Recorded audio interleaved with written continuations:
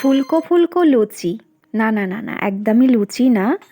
দেখে মনে হবে যেটা লুচি, আসলে আমিই কনফিউজ হয়ে গেছিলাম যে ভাজা পিঠেও এরকম লুচির মতো টাপর টুপুর হয়ে ফুলে ওঠে। তো বাপের বাড়ি যেহেতু আছি, মা তো নিত্য নতুন খাবার বানিয়ে খাওয়াচ্ছে, আর এগুলো তো আমার ভীষণই ভালো লাগে, অনেকেরই ভালো লাগে ভাজা পিঠে, এটা ভাজা পিঠেই বলে, এটাই নামে জানি তো, আরও অনেক নাম থাকতে পারে, তো যাই হোক। তো মা বানিয়েছে ভাজা পিঠে, আর আমিও মাঝে সাঝে একটু করে খুন্তি নাড়ছিলাম, কারণ তেলের ভয়ে মা করতে দিচ্ছিল না। তো আমি ভাবলাম একবার ট্রাই করি। তো দারুণ টেস্ট হয়েছিল।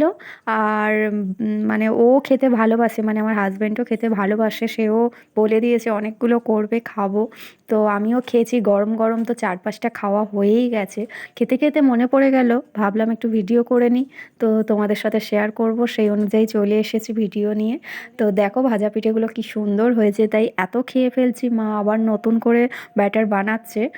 আর তাছাড়া আরেকটা কারণ আছে ব্যাটার বানানোর, দু রকমভাবে হচ্ছে, একটা হালকা মিষ্টি যেটা আমরা পছন্দ করি, আর বাপি পছন্দ করে একটু বেশি মিষ্টি, সেই কারণেই আবার আলাদা করে ব্যাটার বানানো হচ্ছে।